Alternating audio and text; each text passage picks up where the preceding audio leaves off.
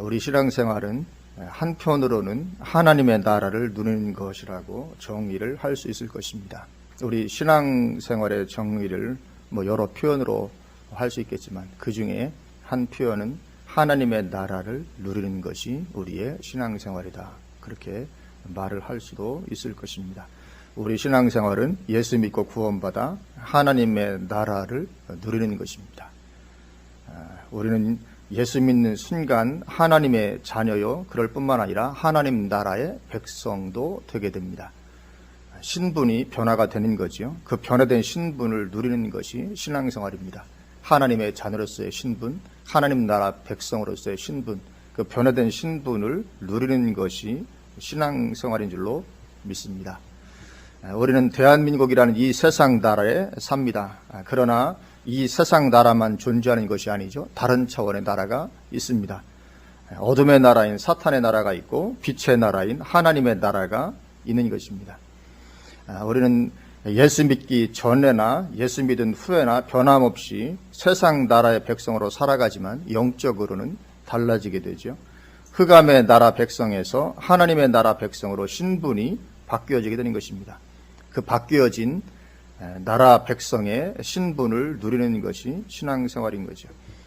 내 소속이 어디냐에 따라서 그 누림은 달라지게 되는 것입니다. 소속에 따라 그 누림은 달라지죠. 북한에 사는 그 백성들의 누림과 우리 남한에 사는 백성들의 누림은 같을 수는 없죠. 내 소속에 따라서 그 누림은 달라지게 되는 것입니다. 그래서 우리는 이 변화된 소속이 변화됐기 때문에 그 신분에 합당한 그 삶을 누리는 것이 우리의 신앙생활인데, 오늘 본문은 그렇게 우리가 하나님 나라 백성으로서 하나님의 나라를 누리는 게 되는 것인데, 그 하나님의 나라를 누리는 것의 상태를 세 가지로 표현하고 있는 것을 보게 됩니다. 하나님의 나라는 먹는 것과 마시는 것이 아니요. 그래, 차원이 이 세상적 어떤 그런 차원이 아니라 그거죠. 먹는 것, 마시는 그런 차원이 아니고 오직 성령 안에 있는 의와 평강과 희락이라, 그렇게 말씀을 세 가지로 하고 계십니다. 그래서 하나님의 나라에서 누리는 첫 번째는 의죠. 하나님의 나라에서 누리는 첫 번째, 오직 성령 안에 있는 의, 우리가 누리는 첫 번째 것입니다. 그럼 이 의라는 것이 무엇일까? 의는 한자어 그대로 옳다는 뜻이죠. 옳을 의지하죠. 옳다는 그 뜻입니다. 무엇이 옳은 것입니까? 이 하나님의 나라라는 개념의 핵심은 하나님의 통치입니다. 하나님의 나라, 이 핵심은 하나님의 통치죠. 그러니까 이 하나님의 나라는 뭐냐? 오직 성령 안에 있는 의, 옳은, 하나님 나라에서의 옳은 것. 이게 뭐냐? 하나님의 나라, 하나님의 통치인데. 그래서 이 하나님의 나라 백성이 된 사람은 내 안에 하나님의 통치가 이루어지게 된 사람입니다. 전에는 내가 하나님의 통치 바깥에서 내 마음대로 살았을지 모르지만 이제 내가 예수님 믿고 하나님 나라 백성이 됐기 때문에 그 나라의 통치를 받는 거죠. 하나님의 통치를 받게 된 것입니다. 그래서 하나님의 통치가 내 안에 이루어지게 된 사람, 그 사람이 하나님의 나라 백성이 된 사람입니다. 그렇게 하나님의 통치 가운데 살아가는 것, 그것이 옳은 것입니다. 즉 그것이 의인 것이죠. 의. 그래서 오늘 본문에서 이 의인은 단순히 예수 믿었으니까 의롭게 되었다고 칭해 주시는 칭의의 의를 가리키는 것이 아니죠. 너 이제 의롭게 되었다. 의롭다고 칭해 준다. 칭의. 보통 구원에서 예수 믿은 사람을 다 의롭다는 칭의의 구원을 말씀하죠. 그 칭의의 의를 가리키는 것이 아닙니다. 내 삶에 하나님의 통치가 이루어지는 그런 의를 말하는 것이죠. 성령 안에서 주어진 그런 옳은 삶, 그런 의로운 삶, 하나님께서 통치하신 그 삶을 말하는 것입니다. 그래서 예수 믿어 하나님의 나라 백성이 된 사람은 그 삶을 누리게 되는 거죠. 이 갈라디아서 2장 20절에서 잘 보여주는 것입니다. 내가 그리스도와 함께 십자가에 못 박혔나니 그런즉 이제는 내가 사는 것이 아니요 오직 내 안에 그리스도께서 사시는 것이라. 아멘. 이 삶을 말씀하는 거죠. 오직 내 안에 그리스도께서 사셔서 나를 다스리시고 통치하시는 것이죠. 주님께서 내 안에 사시는 것이죠. 내가 내 삶을 살아가는 것이 아니고 이제 하나님 나라 백성으로서 하나님의 통치 가운데 내가 살아가는 것입니다. 이게 의라는 거죠. 하나님의 통치가 이루어지는 삶입니다. 하나님께서 책임져 주시는 삶이죠. 하나님께서 통치하시면 하나님께서 책임지십니다. 나라의 대통령이나 왕의 첫 번째 책임이 무엇이겠습니까? 한 나라의 대통령이나 왕의 첫 번째 책임, 그것은 그 나라의 백성들이 평안하게 살아갈 수 있도록 해주는 것이 첫 번째 책임입니다. 왕이, 대통령이 감당해야 될 책임이 많이 있겠지만 무엇보다도 첫 번째 것은 나라 백성들을 편안하게, 평안하게 살아갈 수 있도록 해주는 것이 첫 번째 책임과 의무죠. 마찬가지로 하나님 나라의 백성들 역시 왕 대신 하나님의 그러한 돌보심을 받게 되는 것입니다. 이게 하나님의 통치를 누리는 것이죠. 하나님께서 나를 통치하시고 나를 다스리시면 하나님께서 내 삶을 돌보아 주시게 되어 있는 것이죠. 그렇기 때문에 이 의인은 예수 믿어서 하나님의 나라 백성이 된 사람들이 누리게 되는 첫 번째 것인 것입니다. 우리는 성령 안에서 하나님의 통치 가운데 살아가고 하나님은 모든 역사로 돌보아 주시게 되는 거죠. 그렇게 돌보아 주십니다. 그리고 우리 본인뿐만 아니라 자손까지도 돌보아 주시죠. 그래서 시편 37편 25절에 이렇게 말씀합니다. 내가 어려서부터 늙기까지 의인이 버림을 당하거나 그의 자손이 걸식함을 보지 못하였도다. 아멘. 이 시편 기자가 자세히 내가 어려서부터 늙기까지 자세히 내가 온 인생을 살면서 살펴보았는데 의인이 버림을 당하든지 아니면 의인의 자손이 걸식함, 구걸하며 다니는 이런 것을 내가 보지 못했다. 그렇게 말씀을 하고 있습니다. 하나님이 책임져 주십니다. 본인뿐만 아니라 그 자손까지 의인의 자손이 걸식함을 보지 못했다. 여기서 시편 기자가 그것을 보았다고 말씀하는데 저도 그런 것을 보게 됩니다. 목회자들 가운데서 목사님들 중에서 부모가 목사님이었든지 아니면 교회 중직이었던 그런 목사님들 어렵게 목회하는 것을 보지 못했습니다. 설렁설렁해도 잘 됩니다. 부모님이 목회자였든지 아니면 부모님이 교회에서 중직으로 이렇게 헌신된 신앙을 살던 사람들의 자손들은 목회를 하더라도 쉽게 되는 것을 보게 됩니다. 그런 걸 너무 많이 봅니다. 뭐 설교를 잘하는 것도 아니고 특별히 뭐 이렇게 있는 것도 아닌데 별 어려움 없이. 그래서 이 신앙생활은 후대까지 복이 되는 것을 보게 됩니다. 이 성경에 약속이 있는 거죠. 천대까지 돌보아 준다는 약속이 출애굽기에도 나오죠. 그런 부분들이 있는 것입니다. 그렇기 때문에 우리는 하나님의 통치 가운데로 더욱더 들어가게 되시기를 주님의 이름으로 축원을 드립니다. 내 삶을 하나님께서 다스리시는 것입니다. 그게 성령 안에서 하나님의 백성들이 살아가는 의인 거죠. 의. 성령 안에서 의, 하나님의 나라. 계시록 19장 7절에서 8절에 보면 하나님의 보좌에서 이런 소리가 울려 퍼집니다. 우리가 즐거워하고 크게 기뻐하며 그에게 영광을 돌리세. 어린 양의 혼인 기약이 이르렀고 그의 아내가 자신을 준비하였으므로 그에게 빛나고 깨끗한 세마 보옷을 입도록 허락하셨으니 이 세마 보옷은 성도들의 옳은 행실이로다 하더라. 여기 보면 어린 양의 혼인 기약이 이르렀고 주님의 재림의 때가 왔다는 거죠. 그때에 어린 양의 아내들에게 빛나고 깨끗한 세마포옷을 입도록 허락하셨는데 그 세마포옷은 성도들의 옳은 행실이다. 의다, 그죠? 의로운 행실이다. 그렇게 말씀을 하고 있습니다. 이 성도들의 옳은 행실, 의로운 행실이 무엇입니까? 이것이 바로 오늘 본문에서 하나님의 나라는 오직 성령 안에 있는 의와 평강과 희락이라고 말할 때 그 의인 것입니다. 그러니까 단순한 칭의가 아니고 의롭게 되었다고 칭의를 받고 나서 하나님의 통치 가운데 사는 삶을 말하는 것이죠. 그 삶. 진실된 신앙이죠. 의롭다고 칭함을 받을 뿐만 아니라 삶이 그런 의로운 삶, 하나님 통치 가운데 사는 삶, 그것이 성도들의 옳은 행실이고 그런 사람들에게 주님 재림하실 때 빛나고 깨끗한 세마포옷을 입도록 허락하시는 것입니다. 진실된 신앙이죠.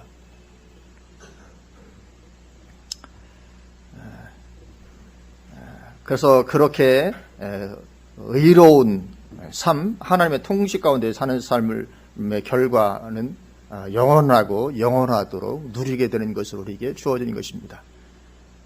그게 바로 우리의 신앙생활이다. 그렇게 말씀을 하는 것입니다. 그렇게 우리 신앙생활은 하나님의 나라를 누리는 것인데 하나님의 나라를 누리는 두 번째는 평강이죠. 오늘 본문을 보면 평강입니다. 예수 믿어서 하나님의 나라가 임하게 되면 그 마음에 평강이 흐르기 시작하는 것이죠. 내가 처한 상황을 뛰어넘는 평강이 나를 주장하게 되는 것입니다. 그 누림이죠. 요한복음 14장 20절에서 27절에 보혜사 곧 아버지께서 내 이름으로 보내실 성령 그가 너희에게 모든 것을 가르치시고 내가 너희에게 말한 모든 것을 생각나게 하시리라. 평안을 너희에게 끼치노니 곧 나의 평안을 너희에게 주노라. 내가 너희에게 주는 것은 세상이 주는 것과 같지 아니하리라 하니라.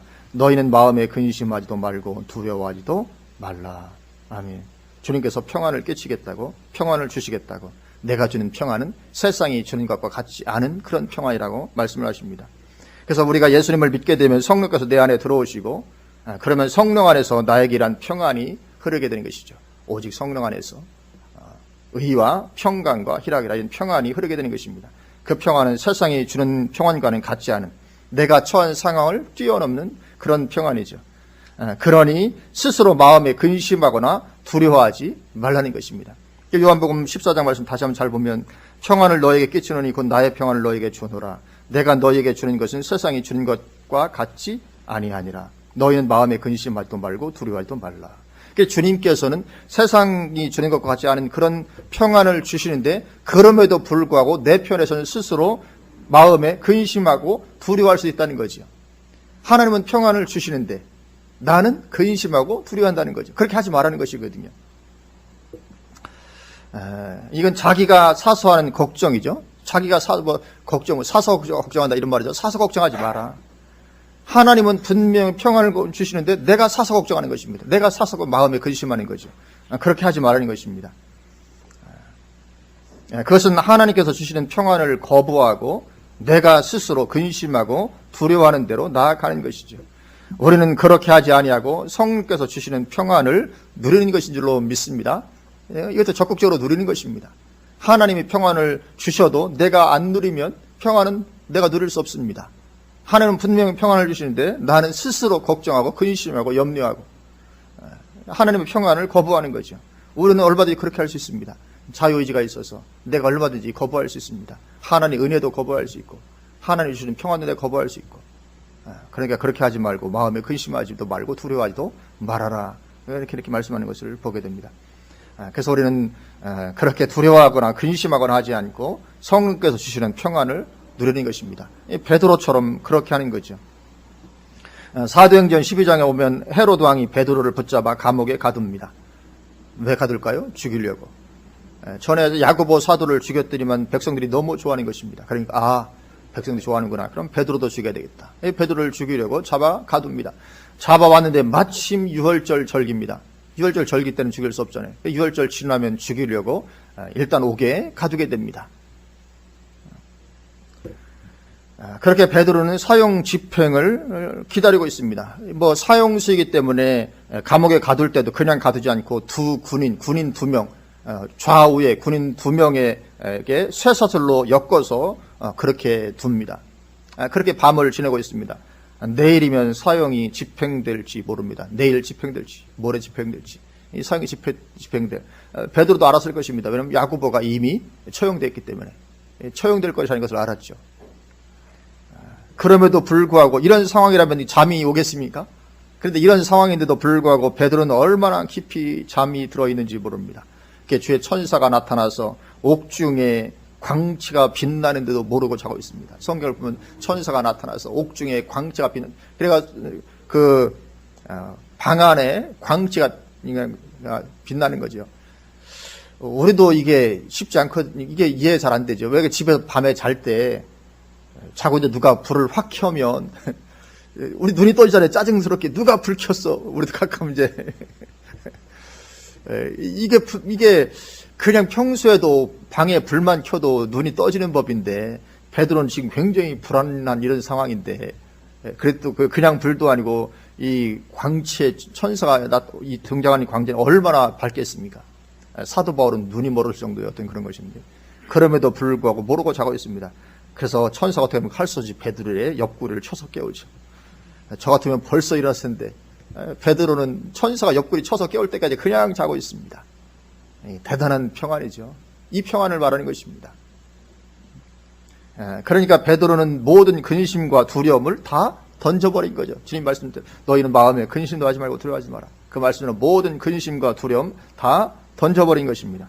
하나님 나라의 백성으로서 성령께서 주시는 평안을 온전히 누리고 있는 것입니다. 내일 사형이 집행되건 말건 오늘 내가 감옥에 쇠설을 외이고 뭐 붙잡혀 있건 말건 그냥 평안한 것입니다. 그냥 평안히 누워 자는 거죠. 하나님이 나와 함께 하시는데 무슨 걱정할 것이 있는가. 실제로 베드로는 그런 거죠.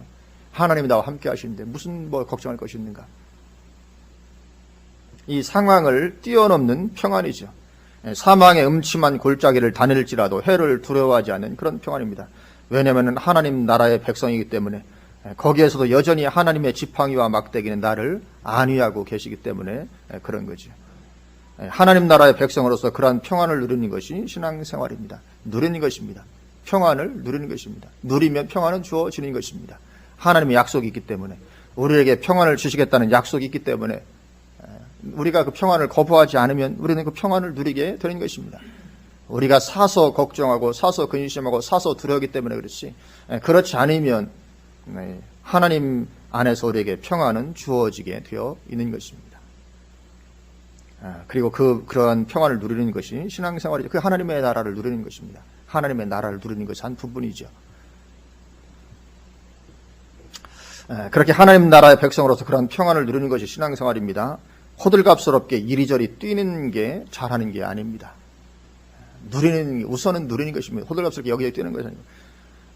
어떤 목사님은 북한 땅굴만 찾으러 다니는 목사님도 있습니다. 그러다 보니 너무 오버하고 있는 것을 제가 보게 됩니다. 목사님이 하나님을 찾아야지 어떻게 땅굴을 찾습니까? 목사님은 하나님을 찾는 사람이지 땅굴 찾는 사람이 아니거든요. 북한 땅굴이 우리를 어찌하지 못합니다. 오직 우리의 신앙만이 우리의 미래를 결정하는 것입니다. 북한 땅굴이 우리의 미래를 결정하지 못합니다. 우리의 미래를 결정하는 것은 우리의 신앙입니다. 하나님이 우리와 함께 하시기만 하면 그들이 땅굴 속으로 침투해 들어오다가도 오히려 자기들이 숨막혀 죽고 그러는 것입니다. 이건 성경의 역사가 보여주는 것이고 교회의 역사가 보여주는 것입니다. 문제는 우리의 신앙이지 북한의 땅굴이 아닌 것입니다. 땅굴 때문에 호들갑스러워하고 그럴 이유가 전혀 없는 거죠. 하나님만 찾으면 되는 것입니다. 그래서 하나님 안에서 성겨 주시는 그런 평강 누리게 되시기를 주님의 이름으로 축원을 드립니다. 왜냐하면 그것이 우리의 신앙생활이기 때문에 그렇습니다. 신앙생활의 우선은 그처럼 누리는 것입니다. 우리 신앙생활은 하나님의 나라를 누리는 것인데 첫째로 하나님의 의, 두 번째로 평강, 그리고 세 번째는 희락입니다. 기쁨이죠. 예수님을 믿어서 하나님의 나라가 임하게 되면 성령 안에서 마음의 기쁨이 부어지는 것입니다. 이 역시 처한 상황을 뛰어넘는 그런 기쁨입니다. 물론 이 기쁨의 핵심은 구원의 기쁨입니다. 하나님께 주시는 이 기쁨의 핵심은 구원의 기쁨입니다. 누가복음 10장에 보면 예수님께서 70명의 제자들을 사역을 위해 파송하십니다. 그런데 나가서 일해보니 예수님께서 하셨던 것처럼 똑같은 역사가 일어난 것입니다. 귀신들이 떠나가고 병이 고침받습니다. 그러니 제자들이 그걸 보고 얼마나 흥분하고 기뻐했는지 모릅니다. 야, 예수님만 하는 것이 아니라 나도 되는구나. 얼마나 기뻐했는지. 그래서 돌아와서는 예수님께 가장 먼저 그것을 보고하죠. 주여, 주의 이름이면 귀신들도 우리에게 항복하더이다. 그러자 예수님 뭐라고 말씀하십니까? 그런 것으로 기뻐하지 말고 너희 이름이 하늘에 기록된 것으로 기뻐하라. 그렇게 말씀합니다. 이 구원의 기쁨이죠. 우리가 누려야 될 기쁨의 핵심은 구원의 기쁨입니다. 하나님 나라의 백성은 이 기쁨을 누리는 것입니다. 우리의 기쁨도 내가 하나님의 자녀이기 때문에 기쁨이 밀려오고 구원받았고 하나님 나와 함께 하신 거. 어떤 이런 차원으로 우리가 기쁨을 누려야 되는 것입니다. 꼭 귀신이 떨어져야만 기뻐하는 게 아닙니다. 구원받았으니 기뻐하는 것입니다. 꼭 사역이 잘 되어야만 기뻐하는 것이 아닙니다. 구원받았으니 기뻐하는 것입니다. 일이 잘 풀려도 인생은 지나가고 일이 잘 풀리지 않아도 인생은 지나가는 것입니다. 그렇게 지나가는 것에 기쁨의 근원을 둘 것이 아닌 것이죠. 영원히 구원받은 거기에 기쁨의 근원을 두는 것입니다. 그러면 내가 처한 환경과 관계없이 기쁨이 있게 됩니다. 구원의 기쁨에 우리 기쁨의 근원을 두게 되면 내가 지금 처한 이 환경과 상황 그것과 관계없는 기쁨을 우리는 누리게 됩니다. 그렇지 않고 형편과 처지에 따라 내 기쁨의 근원을 두게 되면 기쁨은 왔다 갔다 사라졌다 왔다 막 계속 그러는 거죠. 물론 그렇게 하나님의 나라와 의와 평안과 기쁨을 누리는 그런 가운데 있으면 당연히 내가 처한 환경에도 하나님의 일하심이 하나님의 시간표에 따라 임하게 되는 것입니다. 그건 하나님의 시간표에 달려있는 거죠. 언제 하나님께서 내 삶 가운데 실제적인 역사하심으로 변화시켜 주실지, 그건 하나님의 시간표에 따라 임하는 것이죠. 우리는 그것과 관계없이 내가 구원받았다는 그것 때문에 기뻐하는 것입니다. 그 기쁨이 없으면 안 됩니다. 그 기쁨이 핵심입니다. 그것을 믿음으로, 그렇게 하나님의 시간표에 따라 내 환경은 변화될 것을 믿음으로 바라보며 지금 나는 평강과 기쁨을 누리는 것입니다. 마치 사형 집행을 앞둔 베드로처럼 그렇게 누리는 것입니다. 하나님의 자녀는 하나님의 나라를 누리는 것입니다. 이처럼 예수님을 믿어서 하나님의 나라가 임하게 된 사람에게는 이러한 누림이 있습니다. 내적인 누림이죠. 내 내면으로부터 이런 누리는 것입니다. 그러나 하나님의 나라를 누리는 것은 그러한 내적인 누림에만 국한되지 않습니다. 하나님의 나라는 역동성을 가지고 있습니다. 그래서 나에게 임한 하나님의 나라는 내 안에만 머물지 않습니다. 나에게서부터 주변으로 확장해 나아가게 됩니다. 이런 역동성이 있습니다. 내가 하나님의 백성이 됐고 하나님의 자녀가 됐습니다. 내 안에 하나님의 나라가 임하고 누리게 됩니다. 그런데 그것은, 그 하나님의 나라는 내 안에만 머물지 않는다는 거죠. 내 나로부터 주변으로 확장해 나아가게 되죠. 그래서 마태복음 13장 31절 33절에 이렇게 말씀합니다. 또 비유를 들어 이르시되 천국은 마치 사람이 자기 밭에 갖다 심은 겨자씨 하나를 같으니, 여기 천국은 하나님의 나라를 가리킵니다. 하나님의 나라. 마치 사람이 자기 밭에 갖다 심은 겨자씨 하나를 같으니 이는 모든 씨보다 작은 것이로되 자란 후에는 풀보다 커서 나무가 되매 공중의 새들이 와서 그 가지에 깃들이느니라. 이러한 확장성을 가지고 있다는 것이죠. 또 비유로 말씀하시되 천국은 마치 여자가 가루 소말 속에 갖다 넣어 전부 부풀게 한 누룩과 같으니라. 아멘. 이러한 확장성이 있는 것입니다. 하나님의 나라는 확장돼 나갑니다. 역동성을 가지고 있습니다. 내 안에만 머물지 않습니다. 계속해서 확장돼 나가는 거죠. 전체를 다 부풀게 할 때까지 흘러나가는 것이죠. 그래서 우리는 이러한 하나님의 나라를 또한 누리는 것입니다. 내 안에 임한 하나님의 나라를 누리지만 그럴 뿐만 아니라 또 역동적으로 확장되어 나아가는 그 하나님의 나라를 또한 누리는 것입니다. 그래서 우리 신앙은 하나님의 나라를 누리는 것이라고 할 수 있는데, 이 두 가지 측면을 다 누리는 거죠. 내 내면에 임한 하나님의 나라를 누리는 것입니다. 그리고 또 확장되어 가는 하나님의 나라를 누리는 것입니다. 더 쉬운 표현으로 하자면 전도와 선교의 축복을 누리는 것입니다. 전도와 선교의 축복. 하나님의 나라가 나로부터 확장되어 나아가는 것, 그것은 전도와 선교죠. 그 축복을 누리는 것입니다. 이 두 가지 측면의 하나님의 나라를 누리는, 하나님 나라의 축복을 누리는 것이 우리 신앙생활인 것이죠. 신앙생활은 누리는 것입니다. 이 두 가지 차원의 하나님의 나라를 누리는 게 신앙생활입니다. 그래서 마태복음 6장 33절에서도 그것을 말씀합니다. 그런즉 너희는 먼저 그의 나라와 그의 의를 구하라. 그리하면 이 모든 것을 너희에게 더하시리라. 여기 하나님의 나라와 하나님의 의를 구하라고 말씀합니다. 이 하나님의 의는 우리가 방금 전에도 살펴보았듯이 옳은 것이죠. 하나님의 통치 가운데 살아가는 것을 가리킵니다. 내가 하나님의 통치 가운데 있는 것을 구하라, 그 말씀이죠. 먼저 그의 나라와 그의 의를 구하라. 내가 하나님의 통치 가운데 있는 것을 구하는 것입니다. 내가 나의 주인이 되어 살아가는 것이 아니라 하나님께서 나를 다스리시고 통치하신 삶이 되어지기를 추구하는 것입니다. 갈라디아서 2장 20절의 삶을 추구하는 것이죠. 그럴 뿐만 아니라 또 하나님의 나라를 구하라고 말씀합니다. 이 하나님의 나라를 구하라는 것은 내가 그렇게 하나님의 통치 가운데 있는 것만을 구하는 것이 아니라 하나님의 나라가 이 세상 가운데로 계속 확장되어 나아가기를 추구하라는 것을 포함해서 같이 말씀하는 거죠. 내 안에 있는 하나님의 나라뿐만 아니라 역동적으로 확장되어가는 그 하나님의 둘 다를 말하는 거죠. 그 하나님의 나라를 추구하라, 그런 것입니다. 그리하면 이 모든 것, 즉 내 삶의 모든 필요한 것들은 하나님께로부터 풍성하게 공급이 되게 된다는 것입니다. 내가 하나님의 나라를 누리면, 하나님의 나라를 추구하면, 그러면 하나님께로부터 모든 공급이 풍성하게 이루어질 거라는 거죠. 그것을 누리는 것이 신앙생활인 것입니다. 이처럼 신앙생활의 핵심은 누리는 것이지 의무사항에 불과한 것이 아닌 것입니다. 신앙생활은 의무가 아닙니다. 누리는 것입니다. 내가 하나님 떠나 살았었는데 이제는 하나님께로 돌아와서 그 하나님께로부터 주시는 모든 것을 누리는 것입니다. 에덴 동산의 아담과 하와는 모든 것을 누렸지 거기에서 어떤 의무사항을 가지고 그들이 살았던 것이 아닙니다. 에덴 동산에 살면서 하나님께서 공급해 주신 그 모든 것을 누리고 기뻐하며 감사하며 살면 다 되는 것이었죠. 마찬가지로 우리의 신앙생활의 핵심도 누리는 것입니다. 의무사항에 불과한 것이 우리의 신앙생활이 아닌 것입니다. 그래서 예수님께서도 마태복음 11장에서 수고하고 무거운 짐진 자들아 다 내게로라 내가 너희를 쉬게 하리라 그렇게 말씀합니다.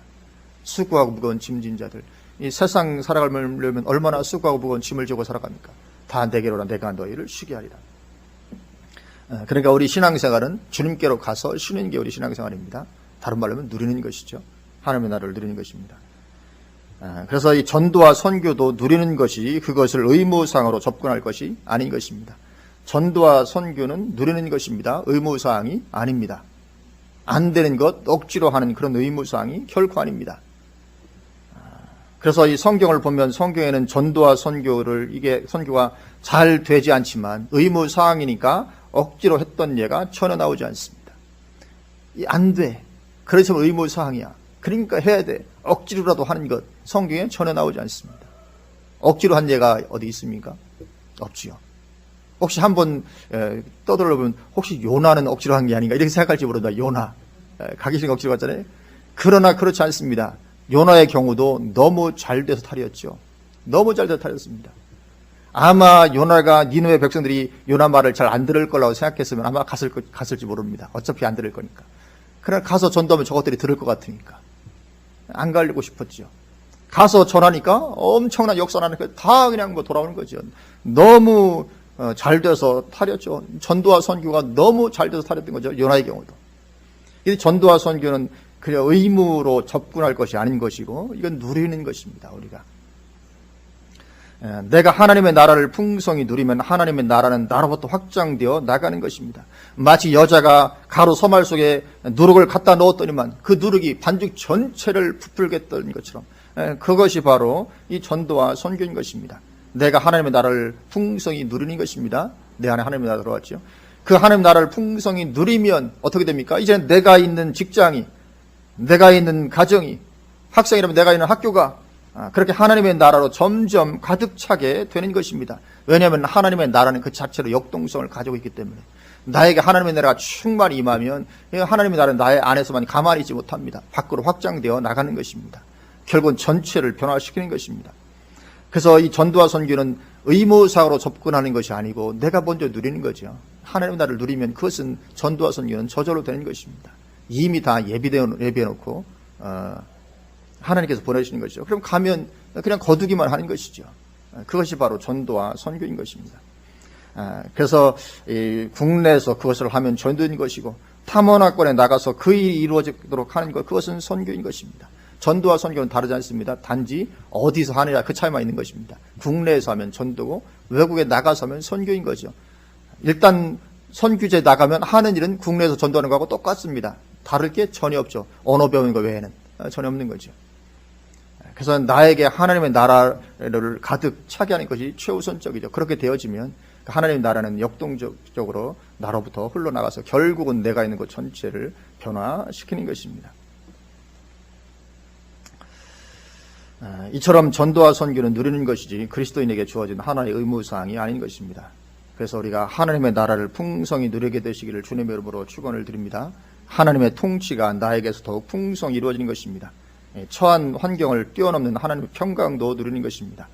그리고 구원의 기쁨, 하나님의 자녀된 희락을 누리는 것입니다. 의와 평강과 희락이죠. 거기에 더해서 확장되어 나가는 하나님의 나라를 누리는 것입니다. 전도와 선교죠. 그게 바로 신앙생활인 것입니다. 그래서 그런 하나님의 나라를 누림이 우리 가운데 날로 풍성해 가게 되시기를 주님의 이름으로 축원을 드립니다. 아멘. 기도하시겠습니다.